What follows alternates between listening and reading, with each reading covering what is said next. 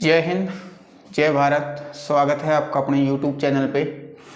आज हम कक्षा 10 NCERT बुक एक नया चैप्टर स्टार्ट करेंगे, वर्त से संबंधित क्षेत्रफल। तो आइए देखते हैं। अब देखो, वर्त से संबंधित क्षेत्रफल है तो पहले तो हमें वर्त का पता होना चाहिए कि वर्त क्या होता है।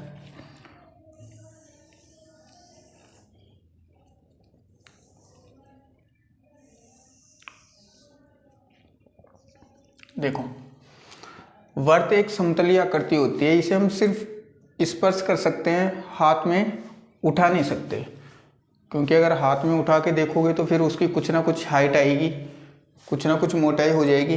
अब मोटाई आने के बाद में ये फिर वर्त रहेगा नहीं। तो पहली चीज़ तो ये एक समतलीय आकृति होती है। दूसरी चीज़, अगर परिभाषा की बात करें तो एक नियत बिंदु से अचर दूरी पर स्थित बिंदुओं का एक समुच्चय। ठीक है। अब यहाँ पे अचर बिंदु अनंत बिंदु हो सकते हैं। इन सभी की एक नियत बिंदु से दूरी फिक्स है। अब ये जो नियत बिंदु है ये तो हो गया आपका वर्त का केंद्र, और इस केंद्र से लेकर परिधि तक की दूरी ये आपकी कहलाएगी त्रिज्या। अब देखो, वर्त के बारे में केंद्र और त्रिज्या आप सभी लोग जानते हो। मैं सीधा चैप्टर पे आता हूँ। हमें पढ़ना इसमें क्षेत्रफल से संबंधित। तो पहले तो आप देखो वर्त की परिधि। वर्त की परिधि, अब वर्त की परिधि कितनी होती है? 2πr। और वर्त का क्षेत्रफल, वर्त का क्षेत्रफल πr²। ये आप सभी ने कक्षा 7 में अच्छे से पढ़ रखा है। अब देखो, वर्त से संबंधित क्षेत्रफल हो गया। अब बेसिक सूत्र देखते हैं इसके। आपकी जो सिलेबस में दे रखा है वो इस तरीके से दे रखा है कि जैसे मान लो दो वर्त दे दे, दो वर्त दिए, दोनों वर्तों को परिधियां दे दी और दोनों वर्तों की परिधियों को जोड़कर एक तीसरा वर्त बनाया जाता है। अब तीसरे वर्त की त्रिज्या क्या होगी या फिर तीसरे वर्त का क्षेत्रफल क्या होगा? तो देखो, पहले हम देखते हैं परिधि के लिए। परिधि, मान लो दो वर्त दिए हैं आपको।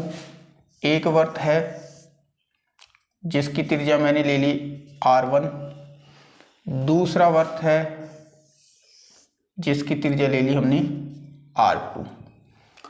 अब मान लो इन दोनों की आपको परिधि दे रखी है। दोनों वर्तों की परिधि का योग करके हमें तीसरा एक वर्त बनाना है। तो इन दोनों को जोड़ोगे और यहाँ पे एक बड़ा वर्त बनेगा। अब इस वर्त की त्रिज्या कितनी होगी वो हमें नहीं पता, लेकिन मान लेते हैं कि ये कैपिटल R होगी। इन दोनों वर्तों की त्रिज्या हमारे पास होगी, एक को मैंने R1 नाम दे दिया, एक को R2। अगर परिधि निकाल रहे हैं तो परिधि का सूत्र लगाओगे आप 2πr1। इसके लिए परिधि हो जाएगी 2πr2। अब दोनों को जोड़ के बना रहे हैं तो जो नया वर्त बनेगा उसकी परिधि कितनी हो जाएगी? 2πR। तो यहाँ पे हो जाएगा आपका 2πr1 + 2πr2 बराबर 2πR। अब यहाँ से देखो 2π आप कॉमन ले लो। 2π कॉमन लिया तो यहाँ पे बच जाएगा आपके पास में R1 प्लस यहाँ पे बच गया R2 और यहाँ पे 2πR। अब दोनों साइड से आप 2π से 2π को कैंसिल कर सकते हो। यहाँ पे बच गया आपका R1 + R2 बराबर R। इसका मतलब ये हो गया कि अगर आपको दो वर्त दिए जाते हैं और उन दोनों वर्तों की परिधियों को जोड़कर तीसरा वर्त बनाया जाता है तो तीसरे वर्त की जो त्रिज्या होगी वो दोनों वर्तों की त्रिज्याओं का योग होगी। तो अगर हमें दो वर्त दिए जाते हैं, दोनों वर्तों की परिधि त्रिज्याएं दी जाती है, तो हम दोनों वर्तों की परिधियों को जोड़ के तीसरे वर्त की परिधि निकाल सकते हैं। त्रिज्या आ जाएगी तो परिधि निकाल ही लेंगे 2πr से। अगर मान लो दोनों वर्तों का त्रिज्या दे रखी है और हमें तीसरे वर्त से क्या पूछा है कि भाई क्षेत्रफल बताओ, तो हमें इन दोनों का भी क्षेत्रफल निकालना पड़ेगा। तो देखो दो वर्त दिए हैं, पहला वर्त है आपका जिसकी त्रिज्या r1, दूसरे वर्त की त्रिज्या हो गई आपकी r2। इन दोनों को जोड़ के एक तीसरा वर्त बनाया जाता है जिसकी त्रिज्या हमने मान ली कैपिटल R है। अब इनका क्षेत्रफल निकालते हैं। इसके लिए क्षेत्रफल हो जाएगा आपका पाई r1 स्क्वायर, इसके लिए क्षेत्रफल हो जाएगा पाई r2 स्क्वायर। दोनों को जोड़ेंगे। अब दोनों को जोड़ने के बाद में एक नया वर्त बनेगा, उस नए वर्त का क्षेत्रफल कितना होगा पाई, और इसकी त्रिज्या कितनी मानी है r स्क्वायर। इधर से दोनों में पाई कॉमन ले लेते हैं, तो इधर r1 स्क्वायर प्लस यहाँ पे बच जाएगा आपका r2 स्क्वायर बराबर पाई r स्क्वायर,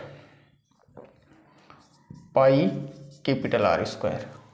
अब दोनों साइड से पाई कैंसिल हो जाएगा, तो r1 square plus r2 square बराबर कैपिटल R स्क्वायर।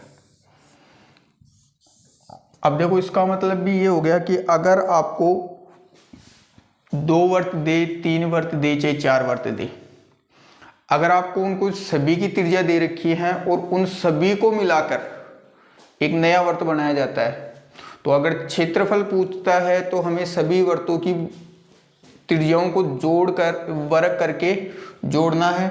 जोड़ने पर किसका आ जाएगा, तीसरे वर्त की परिधि का स्क्वायर आ जाएगा, सॉरी त्रिज्या का स्क्वायर आ जाएगा। और अगर मान लो परिधियां दे रखी हों तो डायरेक्ट ही हम सभी वर्तों की परिधियों को त्रिज्याओं को जोड़ देंगे और तीसरे वर्त की जो बड़ा वर्त बनेगा उसकी त्रिज्या आ जाएगी। संकेंद्रीय वर्त ऐसे दो या दो से अधिक वर्त जिनका केंद्र एक ही हो, जैसे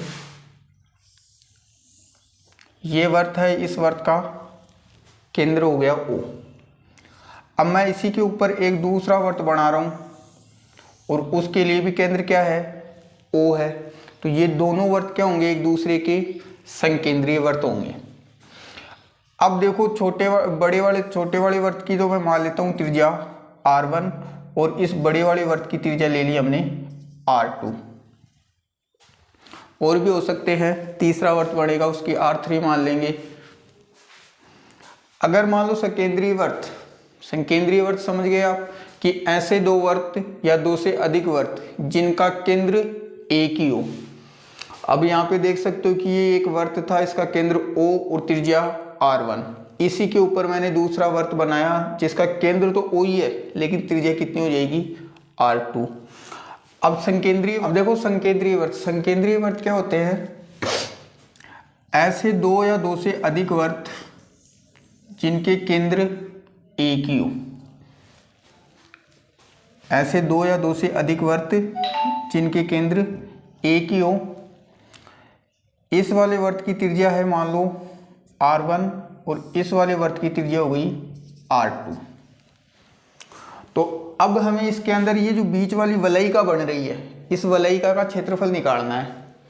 ये वाला जो पार्ट दिख रहा है आपको, इसका क्षेत्रफल निकालना है। तो इसका क्षेत्रफल कैसे निकालोगे आप, वलयिका, इसको क्या बोल देंगे हम, वलयिका का क्षेत्रफल। अब देखो अगर मैं बड़े वाले वर्त का क्षेत्रफल निकाल के छोटे वाले वर्त का निकाल देता हूँ, बड़े वाले वर्त का क्षेत्रफल निकाल के छोटे वाले वर्त का क्षेत्रफल अगर मैं इसमें से माइनस कर दूंगा तो ये वलयिका का क्षेत्रफल बच जाएगा। तो यहाँ पे लिखोगे आप बड़े वाले वर्त की त्रिज्या कितनी है r2, तो बड़े वाले वर्त का क्षेत्रफल कितना हो जाएगा पाई r2 स्क्वायर।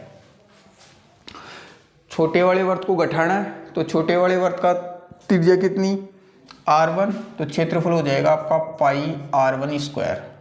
और इन दोनों को क्या करना है माइनस, तो किसका क्षेत्रफल आ जाएगा वलयिका का। यहाँ पे लिखोगे आप पाई को मान लो कॉमन ले लिया तो यहाँ पे हो जाएगा आपका r2 square minus r1 square.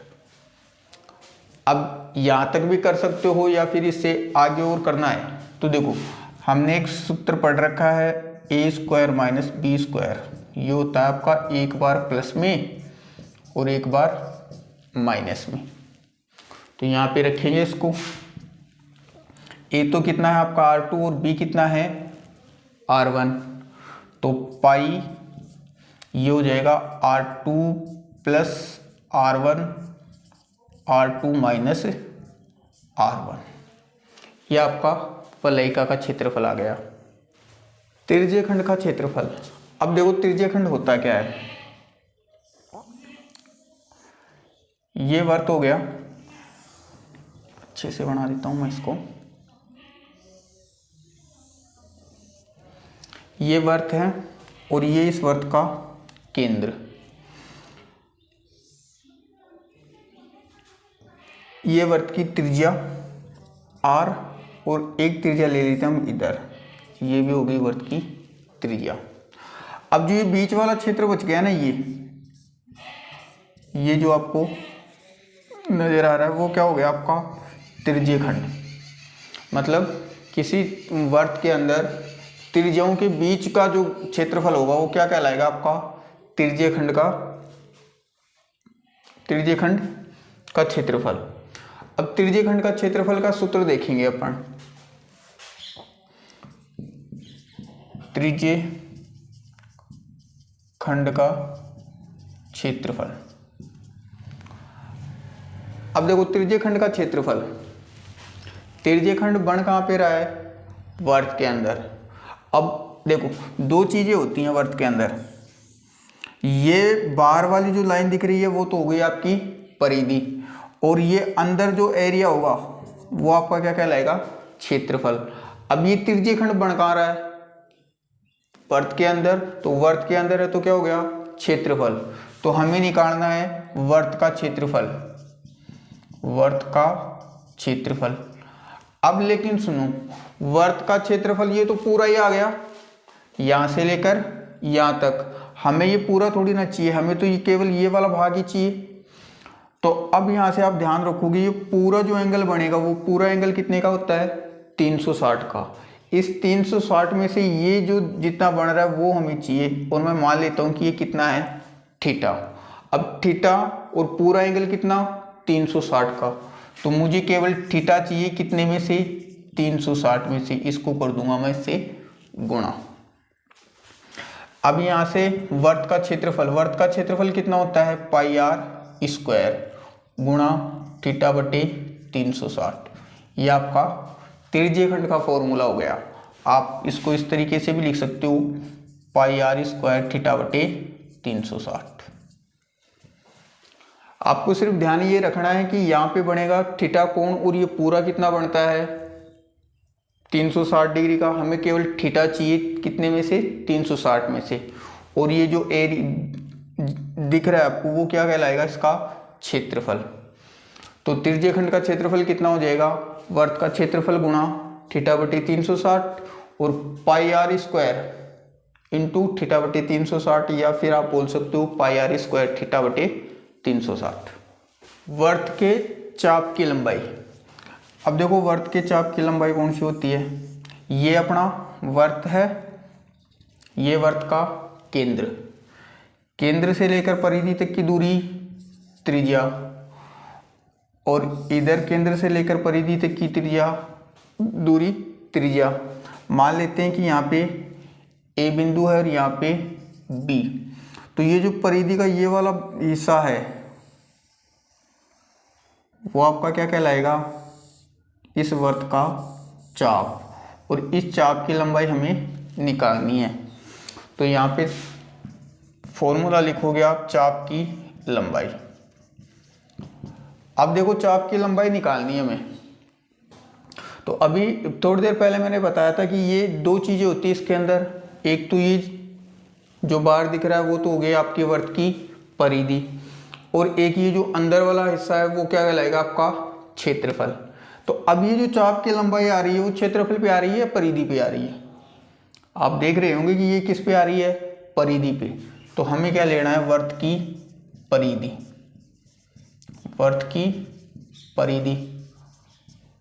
अब देखो वर्त की परिधि तो ये पूरी हो गई, यहाँ से चलोगे ये पूरा एक चक्कर लगाओगे तो क्या कहलाएगी वर्त की परिधि। हमें पूरी थोड़ी ना लेनी है, हमें सिर्फ यहाँ से लेकर यहाँ तक चाहिए। अब इसके लिए फिर वही करोगे, ये कोण पूरा कोण कितना 360 डिग्री का, तो 360 में से ये कोण अगर मान लो थीटा है तो हमें केवल थीटा ही चाहिए। कितने में से 360 में से थीटा कोण चाहिए हमें केवल, कितने में से 360 में से। तो वर्त की परिधि का सूत्र कितना हो जाएगा 2 पाई r गुणा थीटा बटे 360। इसको आप इस तरीके से लिख सकते हो 2 पाई r थीटा बटे 360, या फिर और आगे अगर सॉल्व करना चाहते हो तो इस 2 से इस 360 को काट सकते हो, तो कितना बन जाएगा पाई r थीटा बटे 360। यह आपका किसका फॉर्मूला बन जाएगा, चाप की लंबाई का। वर्तखंड का क्षेत्रफल। अब देखो वर्तखंड का क्षेत्रफल क्या होता है, ये आपका वर्त और ये वर्त का केंद्र, फिर वही चीज केंद्र से लेकर परिधि तक की दूरी त्रिज्या, और इधर भी केंद्र से लेकर परिधि तक की दूरी त्रिज्या। अब ये चीज हमने पहले पढ़ रखी है। ये जो पूरा एरिया आपको दिख रहा है वो तो क्या कहलाता है आपका त्रिज्यखंड, और यहाँ से लेकर ये वाली दूरी अगर यहाँ से लेकर यहाँ तक चलते हो ये क्या कहलाती है, चाप की लंबाई। लेकिन मान लो ये O केंद्र है और ये A बिंदु और ये B, लेकिन अगर मैं A को B से ज्वाइन करता हूँ, A को B से मिलाओगे तो ये AB जो है वो AB क्या कहलाएगा आपका व्यास, सॉरी AB हो जाएगी आपकी वर्त की जीवा। अब देखो इस पूरे का क्षेत्रफल हम पढ़ चुके हैं, कितना त्रिज्यखंड का क्षेत्रफल, लेकिन मुझे चाहिए केवल नीचे वाला।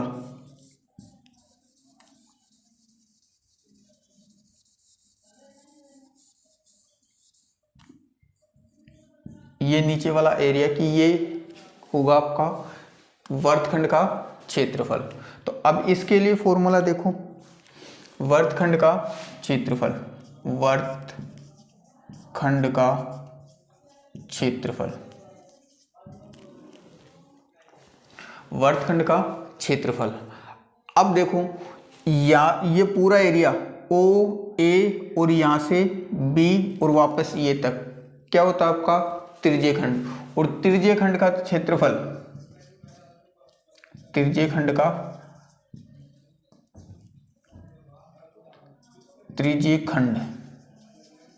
का क्षेत्रफल। अब देखो त्रिज्यखंड तो ये पूरा हो गया, हमें पूरा थोड़ी ना चाहिए, हमें चाहिए केवल ये नीचे वाला। तो ऊपर वाले देखो, ऊपर वाले देख के आपको क्या लग रहा है, ये क्या बन रहा है आपका एक त्रिभुज बन रहा है, और त्रिभुज भी कौन सा, यहाँ से लेकर यहाँ तक दूरी त्रिज्या, यहाँ से लेकर यहाँ तक की दूरी भी त्रिज्या। अब अगर कोई त्रिभुज है और उस त्रिभुज के अंदर दो भुजाएं समान है तो वो त्रिभुज कौन सा होगा, समबाहु त्रिभुज। तो इसमें से मैं किसका क्षेत्रफल घटा दूंगा, समद्विबाहु त्रिभुज। अगर दो भुजाएं समान है तो कौन सा त्रिभुज बनेगा, समद्विबाहु त्रिभुज बनेगा। तो समद्विबाहु त्रिभुज, समद्विबाहु त्रिभुज का क्षेत्रफल। अब देखो वर्त के त्रिज्यखंड का क्षेत्रफल हम पढ़ चुके हैं, कितना होता है पाई r स्क्वायर थीटा बटे 360 माइनस समद्विबाहु त्रिभुज का क्षेत्रफल। अब देखो समद्विबाहु त्रिभुज का क्षेत्रफल, अगर आपको यहाँ पे थीटा कोण दे रखा है, समद्विबाहु त्रिभुज दो समान भुजाओं के बीच अगर न्यून कोण आपको दे रखा है तो आप उसके लिए क्या लगाओगे, 1/2 r स्क्वायर, जो समान भुजा है उसका स्क्वायर गुणा उनके बीच में बने कोण की साइन। तो 1/2 r स्क्वायर साइन थीटा, ये इसमें से कर देंगे हम माइनस। तो ये आप फॉर्मूला किसका बन जाएगा, पाई r स्क्वायर थीटा बटे 360 minus 1/2 r square sine theta. अब देखो इसके अंदर भी आपको देखो हो सकता है ये थोड़ी ना है, बार वाला भी पूछ ले इधर भी। तो देखो ये वर्त है, इस वर्त के अंदर ये नीचे वाला हिस्सा, तो ये तो कहलाएगा आपका लघु वर्तखंड, लघु वर्तखंड। और ये ऊपर वाला हो गया दीर्घवर्तखंड, दीर्घवर्तखंड। अगर नीचे वाला पूछता है तो नीचे वाले के लिए हम ये फॉर्मूला लगा देंगे, पाई आर स्क्वायर थीटा बटे 360 minus 1/2 r square sine theta. मान लो ऊपर वाला पूछ ले तो देखो सूत्र तो यही रहेगा आपको। अब देखो लघु वर्तखंड के लिए हमने ये फॉर्मूला पढ़ा, पाई आर स्क्वायर थीटा बटे 360 minus 1/2 r square sine theta. लेकिन मान लो मुझे अगर दीर्घवर्त का क्षेत्रफल चाहिए तो दीर्घवर्त